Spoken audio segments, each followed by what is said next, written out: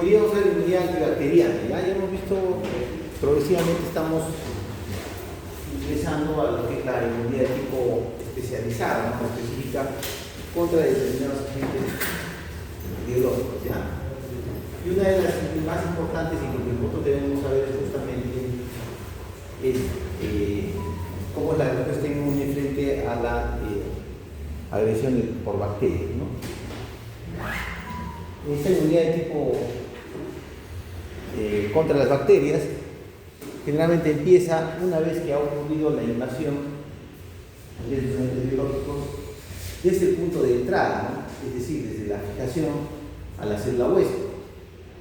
Una vez que la bacteria se ha fijado, por ejemplo, en la faringe, en las amígdalas, en la apéndice, digamos, o en la vejiga para causar el criminal, entonces tiene que haber un fenómeno de adherencia, de fijación a esos tejidos, ¿no? Entonces, lo primero que se está dando cuenta es que principalmente las bacterias lo primero que van a hacer es realizar el proceso de adherencia o fijación. ¿Y a qué se adhiere? Se adhiere fundamentalmente a epitelios, ¿no? Epitelio bronquial, epitelio esofágico, gastrointestinal, urotelio, el epitelio de la vía urinaria, ¿ya? Una vez que ha alcanzado ese fenómeno, porque recuerden también, ¿qué pasa con la orina?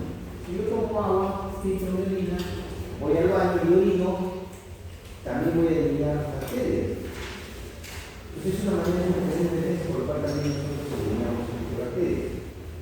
Entonces la bacteria lo que tiene que hacer es utilizar algún mecanismo como la presencia de los flagelos o las flagelinas para fijarse a las células epiteliales.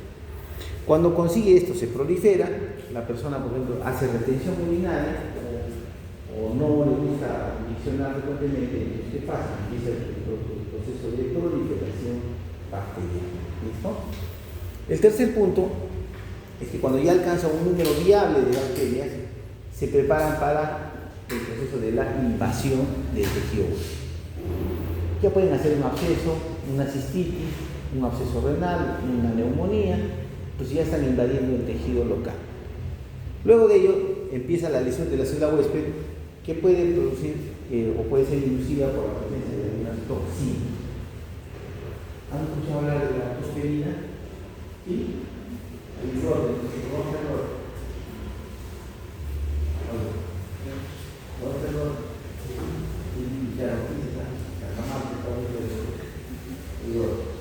¿Quién era la tosferina? Bortella pertussis. ¿Quién Bortella pertussis? ¿Qué lleva microbiología? ¿Cómo puso? ¿Sí? ¿A quién le enseña?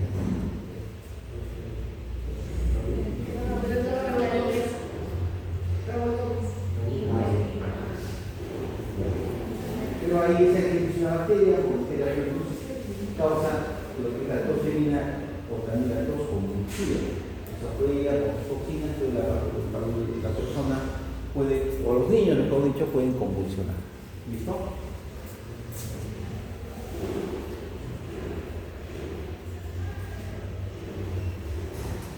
Para defendernos frente a la agresión de las bacterias, nosotros contamos con los dos tipos de inmunidad, la inmunidad innata y la inmunidad de tipo adaptativa o adquirida. La inmunidad innata lo que va a hacer es actuar siempre y cuando que el tamaño del núcleo sea pequeño y que sean gérmenes de baja imunidad. ¿Qué es lo que pasa con el COVID? La inmunidad innata no nos ayudaba mucho, sino que se tenía que despertar la inmunidad adaptativa. Y en relación a la inmunidad adaptativa, para el caso de bacterias, se van a, desde ya habíamos explicado, se van a activar de acuerdo a la bacteria que nos está agrediendo. Es decir, ¿a qué grupo bacteriano pertenece? Si son bacterias extracelulares o si son bacterias intracelulares. Si es una extracelular, como por ejemplo el Staphylococcus, ¿sí? Morbetella, Pertussis, Escherichia coli, Shigella, Morganella, Clostridium perfringens, ¿no? Todas las bacterias son extracelulares. Como son extracelulares, lo que se va a despertar es la respuesta inmune de tipo humoral. Patrón TH2.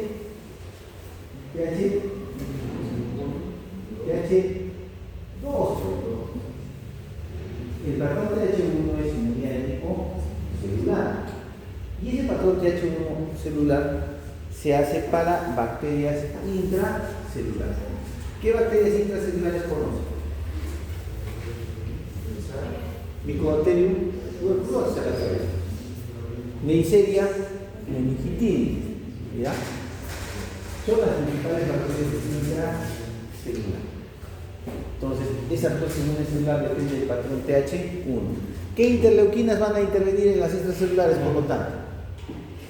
Interleuquina 4, interleuquina 5, interleuquina 10, ¿sí? Y el interferón. Patrón TH1, ¿qué interleuquinas intervienen?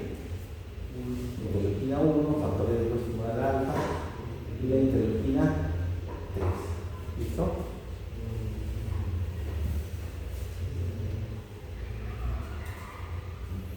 Recuerden que la inmunidad innata provee de barreras mecánicas, químicas y microbiológicas contra la agresión de bacterias.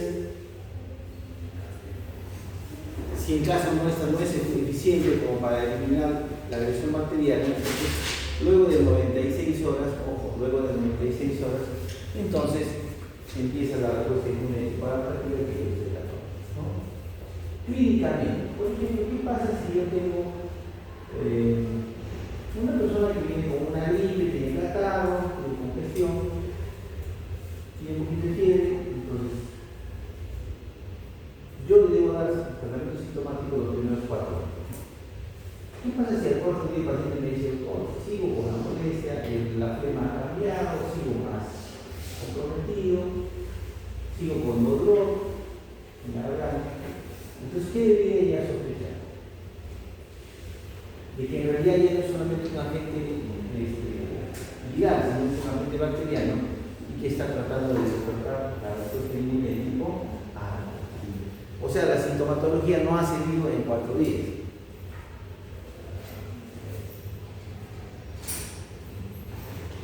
Y hemos visto también las etapas de la infección, la adherencia a los epitelios, la invasión local, la proliferación y el despertar hacia la inmunidad de tipo adaptativa.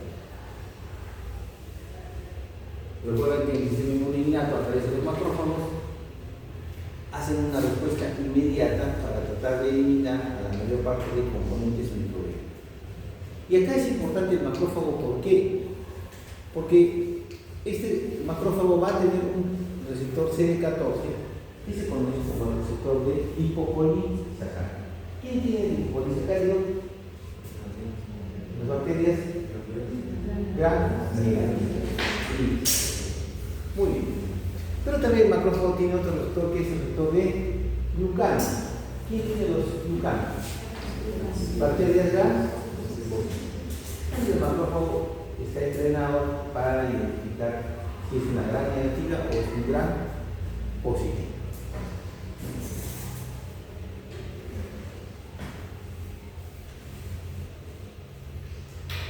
Cuando es reconocido por el macrófago, miren, fíjense ustedes, la bacteria es identificada y entonces se procede al proceso de fagocitosis. Pero además empieza a liberar citoquinas el mismo macrófago para activarse y para activar la inmunidad de tipo adaptativo. La unión de estos receptores incrementa, mejora la fagocitosis y promueve la destrucción de esta bacteria en los lisosomas.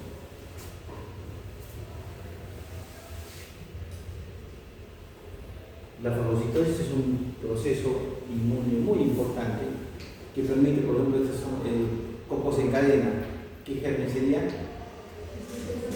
Estreptococo beta hemolítico, ¿no? Entonces ustedes en una fotografía, microfotografía real, este neutrófilo, o mejor dicho, este macrófago, lo que va a hacer es fagocitar a esas bacterias a través del complejo MHC clase 2, lo va a procesar y va a presentar los antígenos aquí a los linfocitos.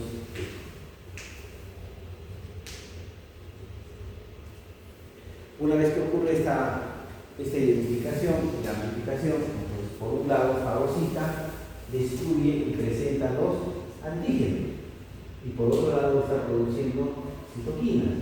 Estas citoquinas van a despertar la respuesta inflamatoria sistémica que va a generar quimioatracción a la zona de la infección, empiezan a concurrir a la zona de la inflamación los linfocitos T, y dependiendo del influjo, en este caso miren, interleuquina 1, interleuquina 6, factor de necrosis tumoral alfa, en este caso se va a despertar la respuesta ¿de qué tipo?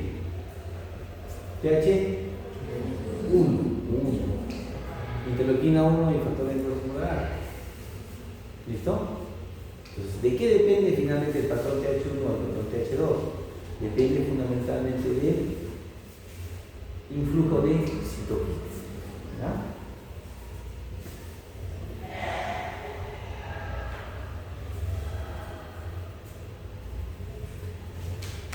No olviden los receptores que existen durante este proceso de la inmunidad de tipo innata,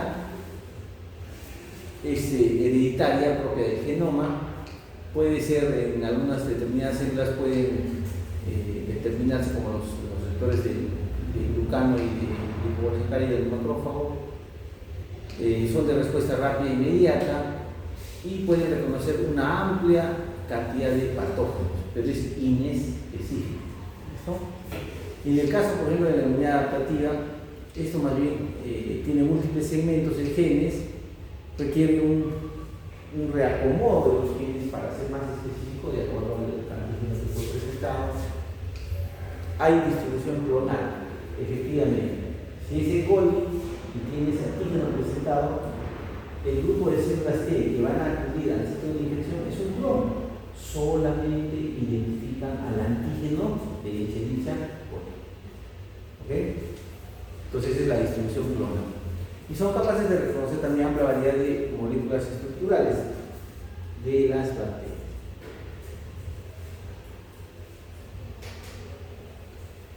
Hemos visto también los patrones de reconocimiento o los receptores de reconocimiento de los patrones, o los llamados PRR, son receptores con alta especificidad para estructuras repetidas en la superficie de los patógenos. ¿Sí?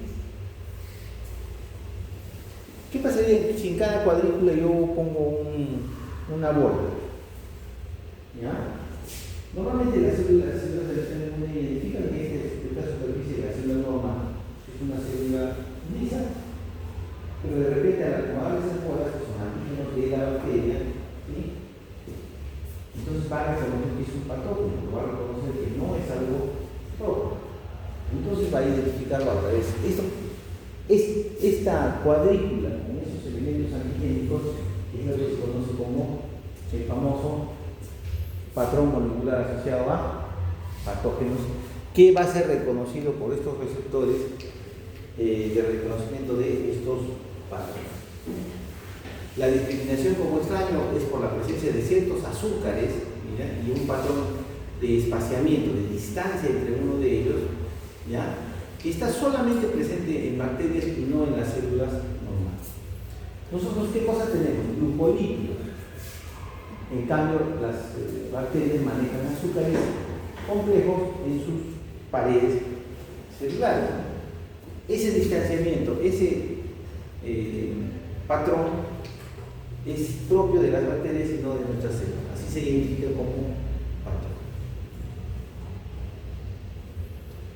En la inmunidad innata también hemos visto que los sectores que identifican, mejor dicho, a estos patógenos son los llamados los TLR o receptores Toll-like, o los receptores similares a Toll.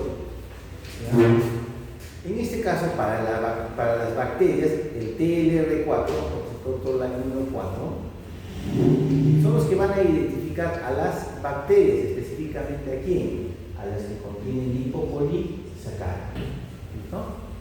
Entonces, una vez que se identifica y se une al lipopolisacárido, inmediatamente lo que va a producir es la activación del macrófago y la generación de ese factor nuclear kappa beta en el núcleo, de este caso del macrófago.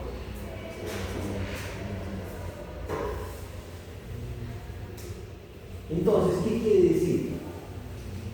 Que este receptor TLR4 y la mayor parte de los receptores TLR4 tienen como segundo mensajero moléculas que van a activar a nivel nuclear al factor nuclear kappa beta. ¿Qué hace este factor nuclear kappa beta? Selecciona los genes, por ejemplo, de interleuquina 1, de interleuquina 4, del factor receptor 1. O sea, selecciona los genes de las principales interleuquinas para que se amplifique la respuesta inflamatoria. Finalmente, se va a producir una proteína, una interleuquina. Y la interleuquina activa el propio macrófago y también produce amplificación de la respuesta inflamatoria.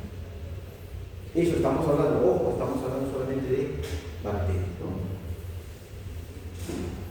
También se ha visto también que en algunas situaciones las células de Langerhans pueden identificar, pueden procesar antígenos y pueden despertar la respuesta inmune.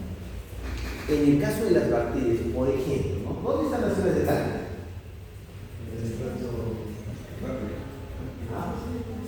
No. Ese es el visor de Langerhans. La piel. Las células de Langerhans son células del sistema inmune, son células también presentadoras de antígenos. Cuando hay una infección bacteriana, un absceso, por ejemplo, de piel, un absceso dentario, un absceso, por ejemplo, de un dedo, ¿ya? Entonces las células de Langerhans lo que hacen primero es fagocitar a la bacteria, la procesan y empiezan a presentar el antígeno. Pero secundariamente, mire, la célula de Langerhans va a empezar a migrar hacia los ganglios cercanos o regionales y va a desencadenar la respuesta inmune adaptativa con activación de las células T, CD4. Recuerden, esto va a depender de esta bacteria, que como estamos viendo es una bacteria extracelular. Solo cuando es extracelular se puede producir esta activación, ¿ya? Los lipopolisacáridos inducen un aumento de la expresión de moléculas coestimuladoras CD80 y CD86. ¿Para qué hemos visto esas moléculas? ¿Qué función tendrían?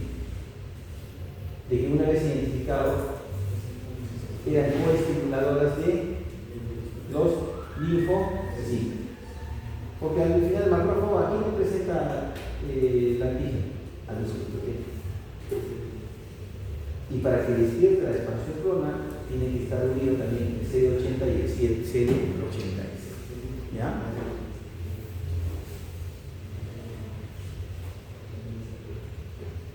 ¿Qué ligandos tenemos, por lo tanto, en el caso de los receptores Toll-like? Recuerden que estos receptores Toll-like están en los macrófagos. ¿Sí? Miren, TLR2, TLR6 o TLRX pueden reconocer lipoproteínas. ¿De quién? De las gram negativas. El lipoarabino maná de las gram positivas. El lipopolisacárido de tospira. El lipopolisacárido de Corynebacterium gingivalis. Proteoglicanos de los gram positivos. El simosan y la glucoproteína y del trypanosoma cruzi. ¿Qué conoce el trypanosoma cruzi?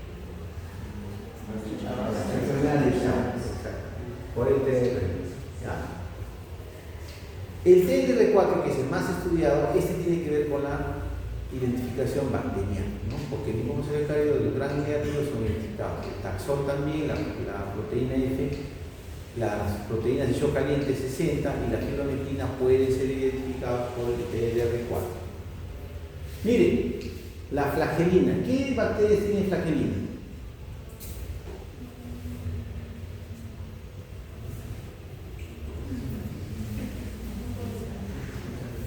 ¿Qué bacterias tienen flagelina?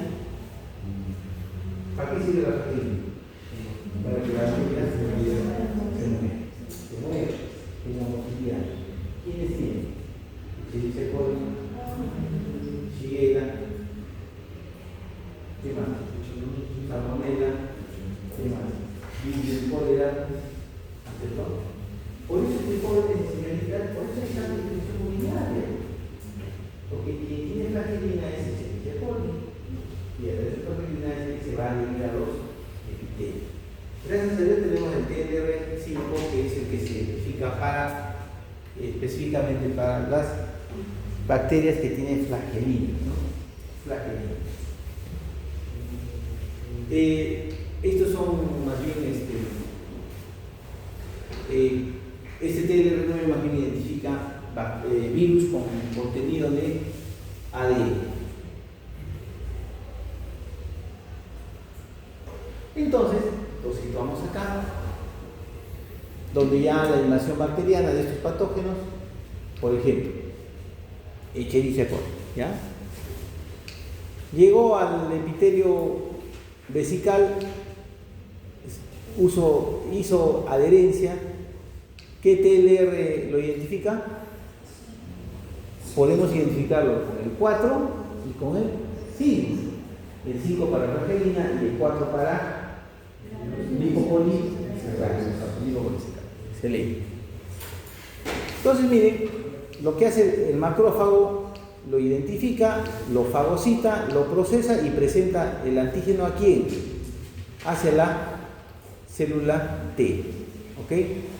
Pero, ojo, este TLR4 genera moléculas que van a activar al factor nuclear kappa beta a nivel nuclear. Y ahí va a generar o va a aumentar la expresión de los genes de interleuquina 12, interleuquina 18 y interleuquina 4. ¿Por qué? Esto se genera solamente cuando hay bacterias extracelulares. La economicosa es una extracelular. Como consecuencia de esto, el patrón va a virar hacia el patrón TH2, con mayor producción de interleuquina 4, interleuquina 5, interleuquina 10 y interleuquina 3. El patrón vira hacia el patrón de tipo humoral. ¿Por qué? Porque secundariamente después de eso viene la producción de anticuerpos. ¿Ya? ¿Qué pasa si es una bacteria intracelular? Neisseria meningitis, meningococo. Esa, en cambio, como vamos a ver posteriormente, necesita que el macrófago lo procese y active finalmente la producción de ¿qué? De interferón, interleuquina 1 y factor de necrosis celular. ¿Para qué? Para que se desvíe el patrón hacia el patrón TH1, inmunidad de tipo celular. En estas infecciones por bacterias intracelulares, el germen está dentro del macrófago. Mycobacterium tuberculosis está dentro del macrófago. Mycobacterium tuberculosis, Neisseria meningitis, ¿dónde está? Está dentro de la neurona de la glia. Entonces, la única forma de eliminarlos, ¿cuál es? Destruir la bacteria donde está viviendo este tipo de bacterias intracelulares. Para eso necesitas, ¿tú crees que va a llegar el anticuerpo? No llega. Entonces, por eso se tiene que despertar la inmunidad de tipo celular. Paréntesis, ¿no? Ese mecanismo es el mismo que ha sucedido en el COVID. El virus del COVID, ¿dónde estaba almacenado? No estaba ni en el núcleo ni extracelular. Vivía en el citoplasma de quién? Del neumocito. ¿Sí?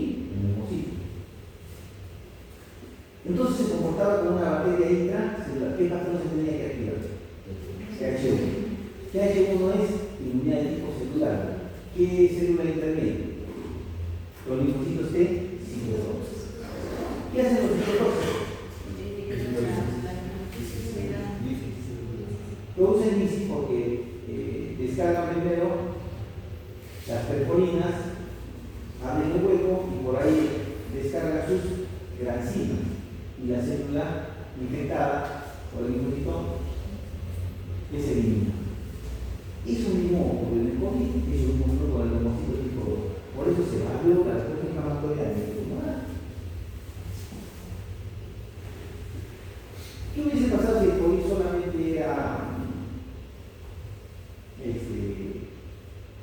hepatocontrol? O sea, solamente la infección de la hígado. ¿Qué hubiese pasado? Nada. El paciente solamente hubiese hecho infección hepática y nada más. Pero donde fue a hacer destrucción celular, ¿dónde fue? ¿Qué hacen los linfocitos? Intercambio de CO2 y oxígeno. Si no tienes manera como oxigenar, ¿qué pasa con la paciente? Se moría. Eso es lo que nadie entendía. ¿Hay algún medicamento que mejore la inmunidad celular? No, no hay. ¿Por qué creen que funcionan los corticoides? Porque se trató de limitar la reacción inflamatoria de la inmunidad de tipo celular. ¿Ya? Por otro lado, ¿por qué no generaba anticuerpos? ¿Por qué no se generaba anticuerpos la infección por el COVID? ¿Por qué una persona a los 6 meses volvía a ser el COVID? ¿Se acuerdan de eso? Hay gente que ha hecho 3-4 veces. ¿Por qué? Porque su infección genera el patrón TH1, no genera el patrón TH2. ¿Cómo generamos el patrón TH2?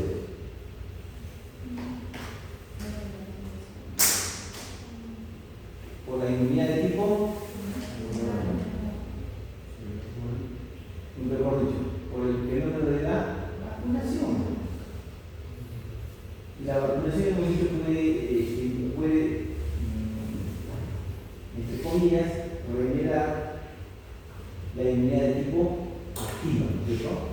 Pero en este caso el virus atenuado, ¿ya? Entonces, miren, eso tenemos que saber. Cuando nos colocan vacunas, por ejemplo, contra la difteria, el tétano, ¿no? Eso genera finalmente el patrón TH2. Cuando, dependiendo de este tipo de respuesta, es que vamos a generar los elementos anticuerpos.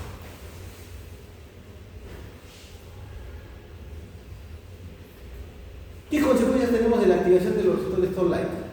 Síntesis de citoquina. ¿Ya? Por un lado se sintetiza interleuquina 1. ¿Qué hace la interleuquina 1? Activa el endotelio vascular, activa los linfocitos, produce destrucción tisular, la interleuquina 1. Aumenta el acceso o la quimiotaxis de más células efectoras. Y sistémicamente produce fiebre y producción de interleuquina C. ¿Ya? Miren. Entonces, cuando yo veo a un paciente con fiebre, ¿qué debo pensar? Ahí se está produciendo interleuquina 1. Muy bien. También se produce el famoso factor de necrosis tumoral alfa. ¿Qué hace el factor de necrosis tumoral alfa? Activa también al endotelio vascular, aumenta la permeabilidad vascular, produce edema, hipotensión, shock, ¿ya? Activa el complemento y aumenta el drenaje hacia los nódulos linfáticos. A nivel sistémico, produce fiebre y movilización de metabolitos y produce shock. Un paciente con shock séptico está produciendo gran cantidad de factores de colesterol. ¿Ya? Muy bien. Interleuquina 6 produce activación de linfocitos y aumento de la producción de anticuerpos. Su exceso produce fiebre, induce las proteínas de fase aguda. ¿Ok? Y entonces, un paciente en estado de shock con una bacteriemia debe tener elevados de estrés, interleuquina 1, factor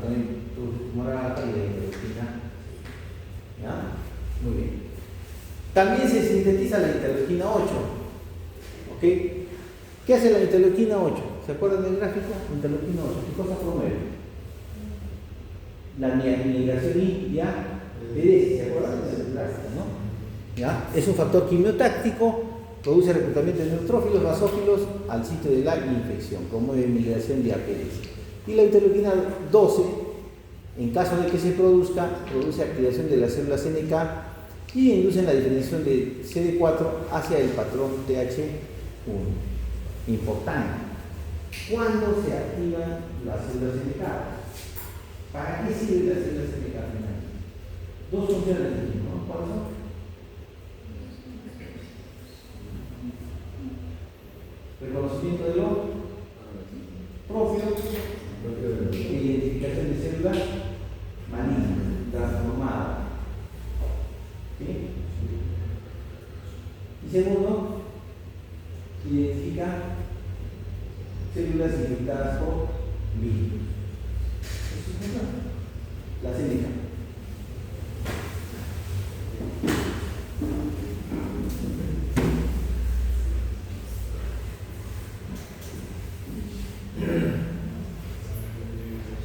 Entonces, en el proceso de bacterias extracelulares, fundamentalmente vamos a ver que se genera en el mayor porcentaje de los casos, a no ser que sean intracelulares, la respuesta inmune adaptativa con el patrón TH2, producción de anticuerpos.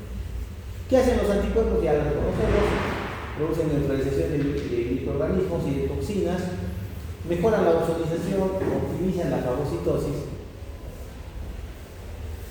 desencadenan este patrón de citotoxicidad dependiente de anticuerpos, activan el complemento produce lisis de microorganismos, mejora la fagocitosis, activan el complemento y optimizan más la inflamación.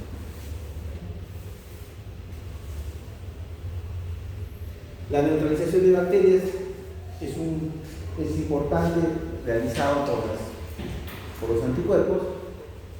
Miren, una vez que la bacteria, por ejemplo,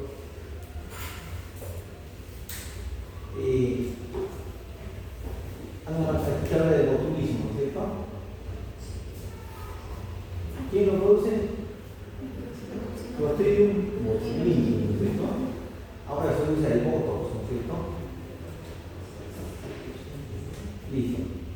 Esta enfermedad, quien desencadena la enfermedad es la toxina, no la infección bacteriana. El antrax, ¿han escuchado el antrax? Clostridium perfringens, ¿no? Estas enfermedades incluso se usaban como armas biológicas, donde en sobres de manila se enviaban cartas a los enemigos. Cuando se abría, la persona lo inhalaba, ¿no? Y entonces inhalaba las esporas, hacía la infección respiratoria, pero eso no lo mataba, lo que mataba a las personas era la toxina. ¿No? El clostridium perfringens, la bacteria no tiene causa la enfermedad de la toxina. En esos casos es muy importante destacar la inmunidad de tipo celular humoral TH2 con la producción de anticuerpos. Estos anticuerpos lo que van a hacer es van a inhibir, van a neutralizar a las toxinas de este tipo de bacterias, ¿ya? Van a activar el complemento, producen lisis de esa bacteria, van a optimizar su ozonización y promueven su fagocitosis.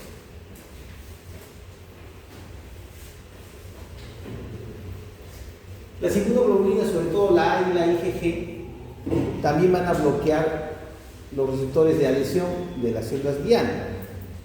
Por ejemplo, en el intestino y en la vejiga vamos a tener inmunoglobulina A. Esta inmunoglobulina A, que actúa como un líbero, son las responsables de inhibir la unión y la adherencia de estas bacterias con flagelos hacia el epitelio. Miren, los anticuerpos evitan que se adhiera, hacen que se optimice la fagocitosis o sean eliminadas del epitelio.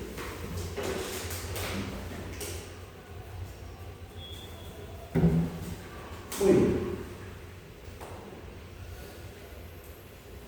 Específicamente vamos a ver qué pasa con las bacterias intracelulares.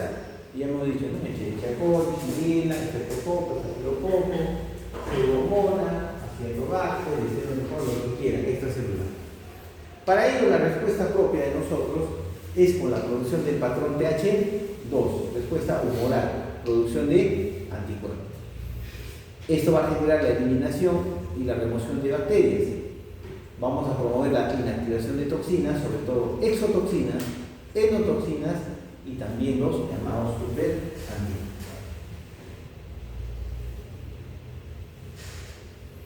¿Qué son las enotoxinas? En realidad las enotoxinas son los lipopolisacáridos. ¿Ya? El lipopolisacárido está presente en bacterias gram negativas.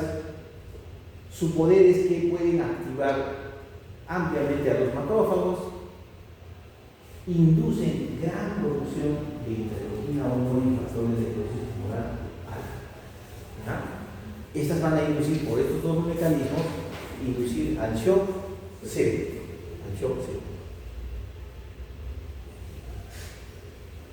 Entonces el lipopolisacárido es una endotoxina. Entonces son las exotoxinas. Más bien las exotoxinas son moléculas proteicas que son eliminadas de la bacteria para causar enfermedad. Ahí tenemos la exotoxina difterica que produce inhibición de la síntesis proteica. La exotoxina del Vibrio cólera o colérica estimula la producción de AMP cíclico y bloquea la reabsorción de sodio. ¿En dónde? En el enterocito. Al no promover la reabsorción de sodio en el enterocito, va a haber gran cantidad de sodio en la luz intestinal. ¿Qué le sigue al sodio? El agua. Entonces produce una diarrea acuosa. ¿Listo? Acuosa. En el año 93 hubo esta epidemia de cólera en el norte del país, ¿sí? Y llegó hasta Arequipa. La exotoxina tetánica produce contracción muscular persistente, produce tétano. La de los Clostridium produce necrosis, incluso necrosis gaseosa, ¿no? El anthrax también produce estableciones acá en la zona del cuero cabelludo con presencia de gas, ¿no? Y obviamente para este tipo de exotoxinas, las respuestas inmunes frente a estas bacterias van a pretender eliminar y neutralizar sus toxinas a través del patrón TH2. Como superantígenos hemos visto principalmente las exotoxinas del estafilococo. Hemos hablado de estas famosas intoxicaciones que ahorita está pasando en el programa que era Calicuano, ¿no es cierto? ¿Cómo se llama? Guasinicuna. ¿Ya? Ese es un problema, ahí lo que no se necesita tanta ciencia, ¿no? Yo, siendo ministro de Salud, ¿qué haría? No puedes contratar un mismo alimento para la costa, para la sierra y para la selva. ¿O sí? No, pues, porque el proceso de conservación de los alimentos es diferente en las tres regiones. ¿O no? En la costa y en la selva, las temperaturas son altas. El proceso de descomposición es mayor. ¿Quién necesita estar en el frío? Pero aún así, desde Tumbes hasta Tacna, acá no hace Tacna, Boca del Río, hay un colegio, ¿no? Por los palos, hay colegio. Es colegio del Estado, tienes que dar Guasinicuna. El gran refrigerador para almacenar todos los alimentos de la semana, del mes, no puede. Imagínense qué pasa en la selva. ¿Cuánto se demorará en llegar los alimentos desde Lima hasta Pucallpa? Vía aérea, vía terrestre, vía fluvial, terrestre. No se necesita hacer tanta ciencia para saber eso. ¿Qué es lo que se debe hacer? Simplemente hacer en los colegios un comedor. Darle los insumos los más grandes: arroz, papa,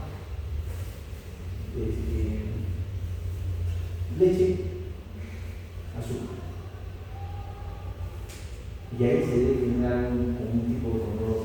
Así como acá tenemos comedor universitario privado, ¿no? En las nacionales hay comedor universitario, eso se autosostiene. Tú pagas 2 soles y te dan como 1, ¿no?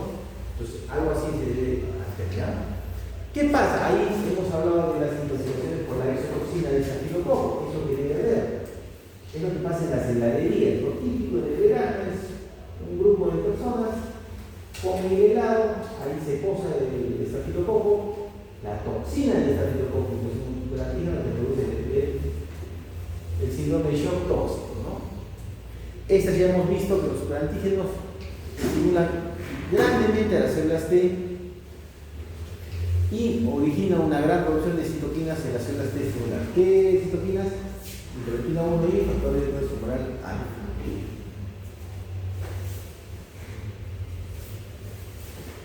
Superantígenos ya lo hemos visto, la cantidad, todos tienen que ver con food poisoning, ¿no? ¿Qué es? Intoxicación alimentaria. Miren la cantidad de exotoxinas del estafilococo que producen el síndrome de shock tóxico.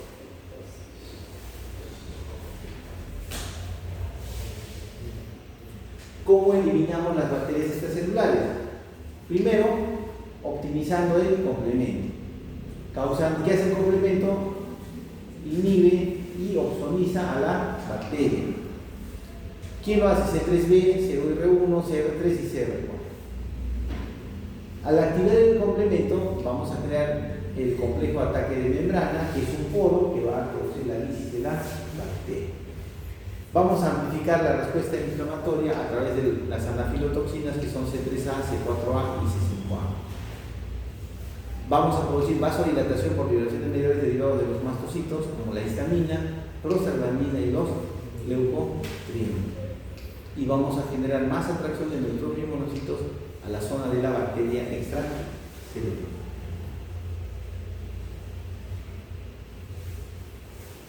Esto es un absceso, un orzuelo, una apendicitis, una colecistitis por bacterias extracelulares. Entonces, nosotros cómo eliminamos la bacteria es primero opsonizando a la bacteria, activando el complemento, mejorando la fagocitosis y la destrucción final de la bacteria extracelular. Miren, la bacteria está fuera de la célula, es extracelular.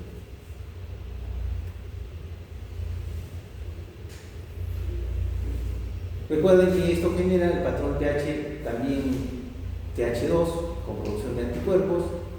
Los anticuerpos van a generar neutralización de toxinas, van a optimizar también la respuesta de los neutrófilos, mejorando su fagocitosis. Luego de ello, se va a activar a través de los anticuerpos la generación de células T específicas del patrón TH2. Hasta ahí parece óptimo, parece importante, parece inquebrantable el sistema, pero la bacteria también se empieza a defender. Por eso es que hay muchas infecciones como la infección urinaria que son a veces difíciles de tratar, porque estas bacterias empiezan a defenderse y ocurre el mecanismo de evasión de la respuesta de defensa frente a bacterias extracelulares. ¿Cómo? El principal mecanismo de protección, hemos visto que son las inmunoglobulinas A en los epitelios, que van a impedir la fijación a las células epiteliales. ¿No es cierto? Muy bien. ¿Qué hacen las bacterias? Forman proteasas que van a destruir a la inmunoglobulina A. Ese es un principal mecanismo. Segundo, su principal mecanismo de adherencia de las bacterias que tienen flagelos es la flagelina. Entonces, como nosotros bloqueamos esa unión, entonces ellos empiezan a hacer un cambio antigénico de superficie de sus flagelinas, en este caso la pilina de la Neisseria gonorrhoeae. ¿Qué le da esta facultad? Mejor adherencia de los epitelios y evita la acción bloqueadora del inmunoglobulina A. Muy bien. También las bacterias extracelulares se defienden porque van a inhibir la fagocitosis. Por ejemplo, la cápsula del polisacárido del Streptococcus pneumoniae, del cual tiene 84 serotipos, la proteína E de Diógenes y la cubierta de ferina del coagulasa, en el caso de estafilococo, estos tres componentes pueden inhibir la fagocitosis. Y si no hay fagocitosis, no hay eliminación bacteriana. Y como cuarto punto, otro mecanismo de las bacterias es que interfieren con la actividad del complemento. Por ejemplo, las cadenas laterales del lípido A evitan la lisis. Los polisacáridos de la pared central de la bacteria inhiben al complemento. Y también pueden inactivar al complemento C3A y C5A. ¿Por qué el C3A es inhibido? Porque este conforma el complejo C3 convertasa. Si no hay esta activación, no se activa el complejo. ¿Ya?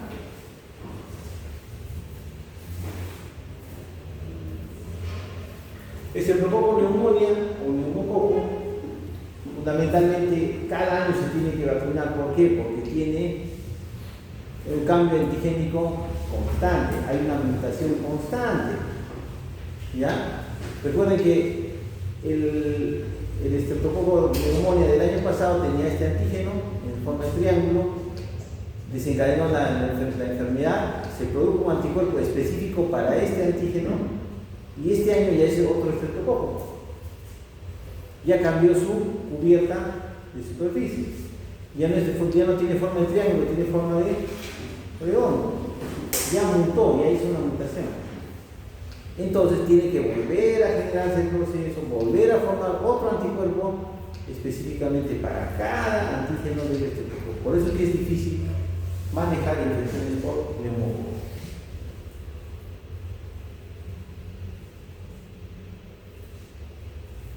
Listo. Ya vamos a terminar. Ahora, ¿cómo es la respuesta a bacterias intracelulares? Mucho más compleja, mucho más difícil, porque en este caso la mayor parte de estas bacterias están en el interior de la célula epitelial, del macrófago, del linfocito, del leucocito, etc. ¿Ya? Entonces acá no solamente vamos a eliminar a la bacteria, sino tenemos que matar a la célula blanco o la célula rosa. Paréntesis. ¿Por qué la infección por el virus de SIDA no se puede erradicar? ¿Dónde está ubicado el virus? ¿Qué es el virus? El linfocito T, CD4 positivo. Nosotros, nuestro sistema de defensa, ¿de quién depende fundamentalmente? ¿Quién es el capital del virus? CD4. El CD4 te va a decir o vas a eliminar celular o vas a eliminar humano. Pero ¿qué pasa si este se enferma? Tienes que matar a este linfocito. Te disminuye ese número y tu respuesta es pobre. ¿Ya? Entonces por eso es que esa enfermedad nunca se va a erradicar. Nunca se va a erradicar. Muy bien, ¿qué pasa con las bacterias intracelulares? Neisseria meningitis, los más comunes, meningococo y Mycobacterium tuberculosis. También tenemos Mycobacterium leprae. ¿Ok?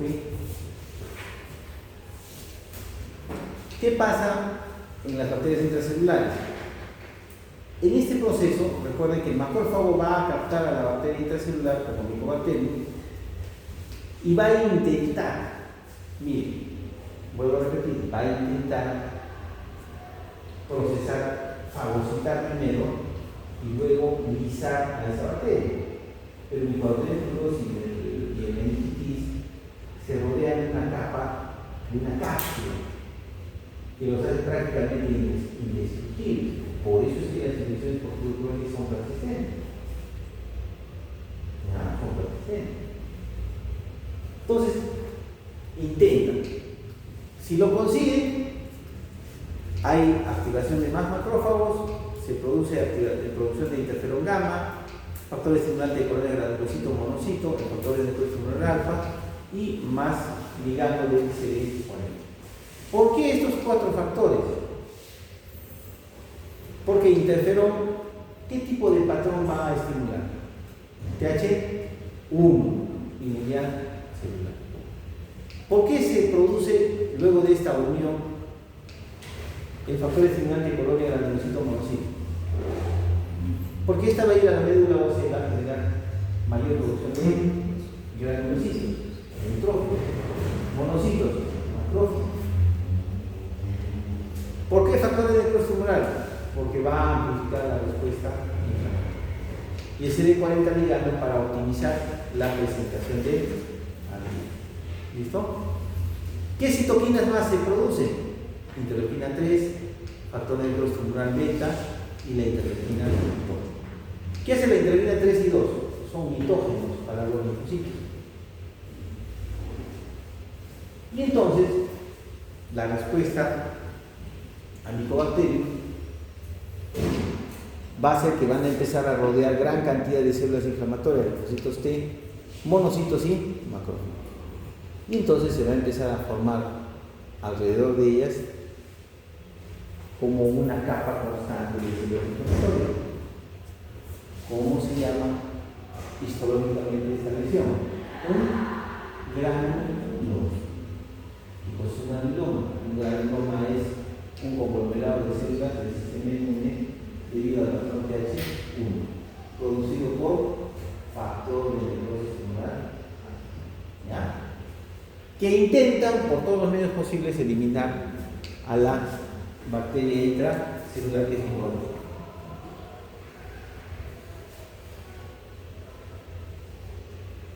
¿Qué se hace en el caso de bacterias intracelulares? Va a ocurrir un primer paso que es la fase de sensibilización. ¿Ya? En esta fase de sensibilización intenta la célula, en este caso el macrófago, presentar el antígeno al linfocito T, que es el CD4. Este CD4 va a generar la activación del patrón TH1, generalmente lo que ocurre, ¿ya? Y este patrón TH1 tiene que estimular finalmente al linfocito T CD8. Muy bien. Después viene la fase efectora, donde una vez activado, acá se necesita el CD40, CD40 ligando, el CD80, el CD86, MHC tipo 2, el antígeno y el TCR, ¿sí? Que va a hacer que empiecen a producir más interleuquinas con el factor de necrosis tumoral y el interferón gamma, tratando, miren, ¿qué pasa con el macrófago? Empieza a aumentar su citoplasma, empieza a aumentar sus procesos de oxidación. Aumenta sus moléculas de MHC tipo 2, aumenta receptores para factores de necrosis tumoral, aumenta la producción de radicales libres y aumenta el óxido nítrico. ¿Por qué? Porque con estos procesos el macrófago intenta deshacerse, intenta eliminar a microbacterias infecciosas. ¿Ya?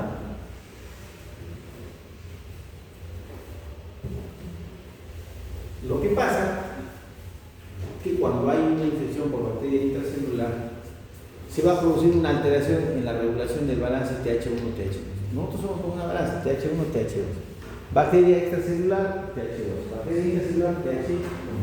Pero en este caso, cuando es intracelular la bacteria, rompe este mecanismo para tratar de optimizar la eliminación bacteriana. No puedo con este sistema y yendo con otro sistema. ¿Ya?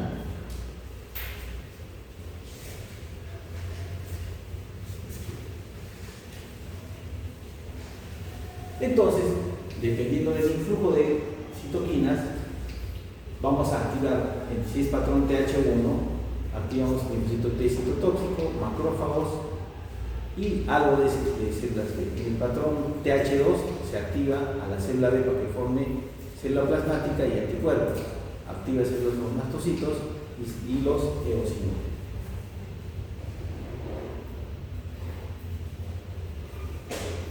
En este proceso de intracelulares, como la bacteria está acá, intracelular, el macrófago intenta presentar el antígeno apoyándose en el CD40 y su CD40 ligando y requiere que se active por influjo del linfocito T, por el interferón gamma, se empiece a activar.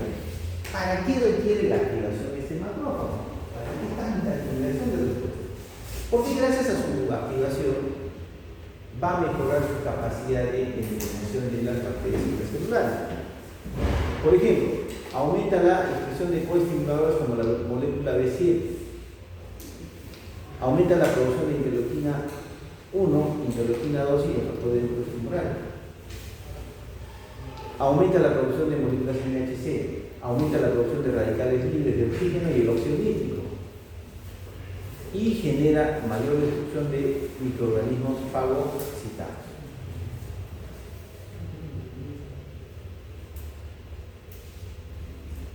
Bien,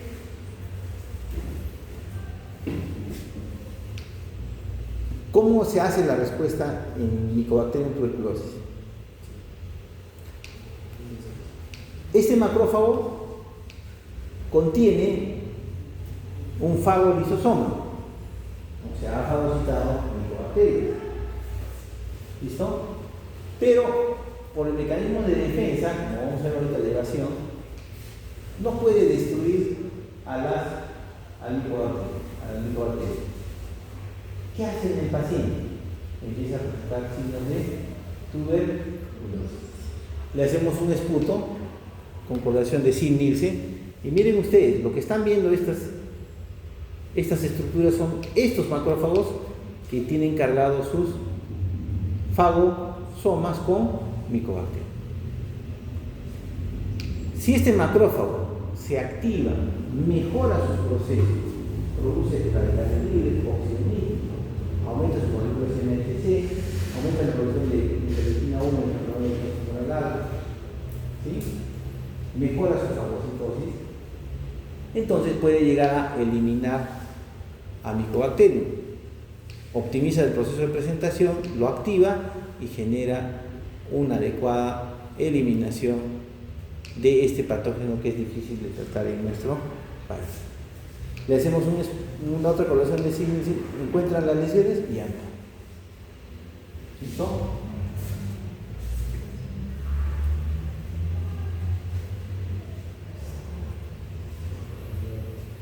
¿Por qué se desarrollan granulomas?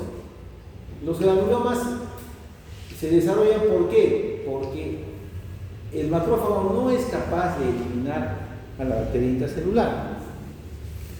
Muy por el contrario, lo que hace es seguir intentando estimular a los linfocitos T para que el linfocito T produzca más interferón y interleuquina 1 y factor de núcleo tumoral. Con esta sobreestimulación, ¿qué cosa pretende el macrófago? El macrófago pretende aumentar su citoplasma para tratar de ser más efectivo de la alimentación. En ese proceso ocurre que al aumentar demasiado su citoplasma ya se convierte en células llamadas epitelioides.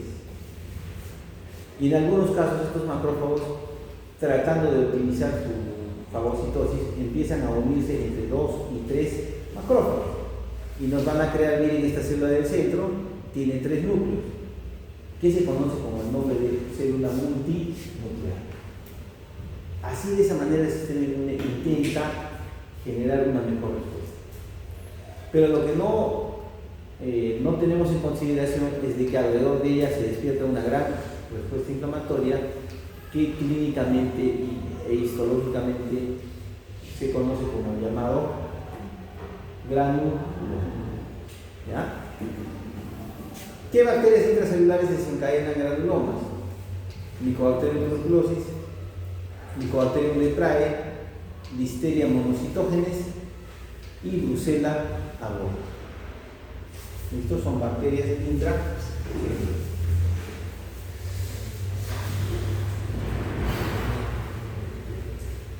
La respuesta a bacterias intracelulares está coordinada por citoquinas liberadas por las células TH1,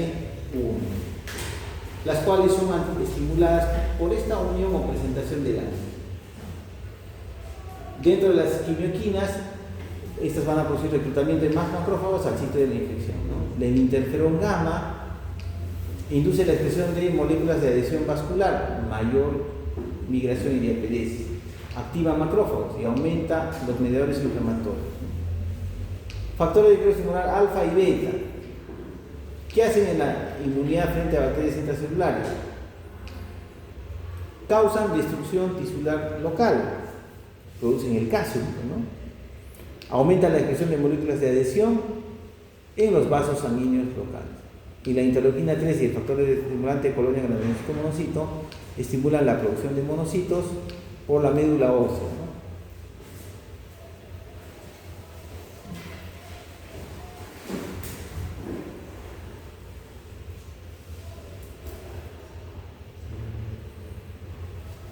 La lepra es una enfermedad bíblica, ¿no es cierto? Presenta un rango de síntomas que van desde cuadros leves a muy severos. La gravedad parece depender de la incapacidad del sistema inmune para responder al Mycobacterium leprae, con una respuesta TH1. En cambio, las formas más graves presentan una respuesta TH2. ¿Qué está pasando ahí?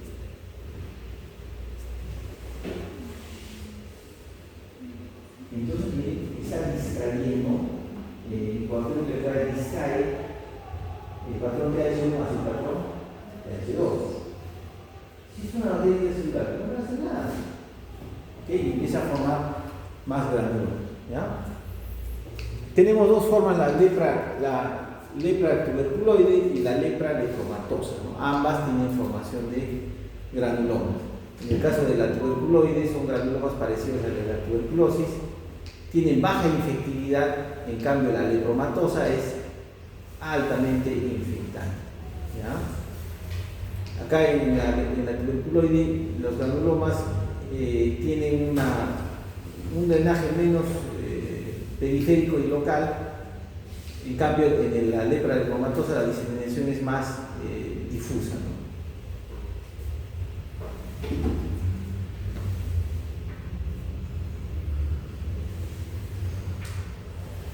En este estudio, fíjense ustedes, lo que se ha hecho es verificar qué interleuquinas se pueden encontrar en las lesiones leptomatosas. Interleuquina 2 altamente, interferón gamma altamente y TNF beta altamente. Citoquinas del patrón TH2 en la leptomatosa, interleuquina 4, interleuquina 5, interleuquina 8. Por eso es que en la leptomatosa abunda el patrón TH2.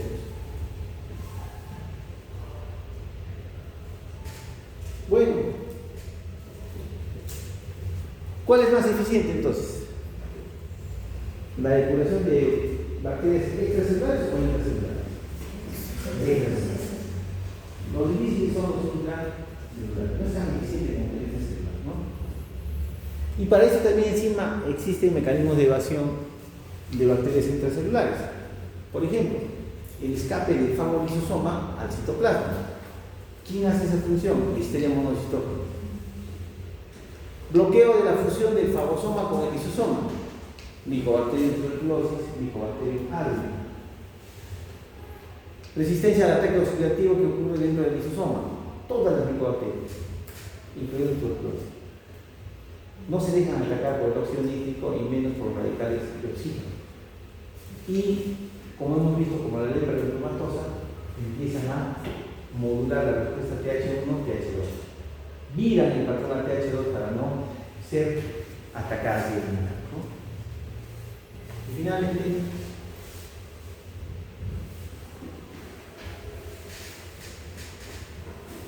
este mecanismo no olvida la neutralización de toxinas bacterianas por inmunoglobulinas que van a evitar la adherencia, ¿sí? La adherencia finalmente, que solamente son exclusivas de la inmunoglobulina A y la inmunoglobulina G. ¿Listo? Muy bien, ¿alguna pregunta?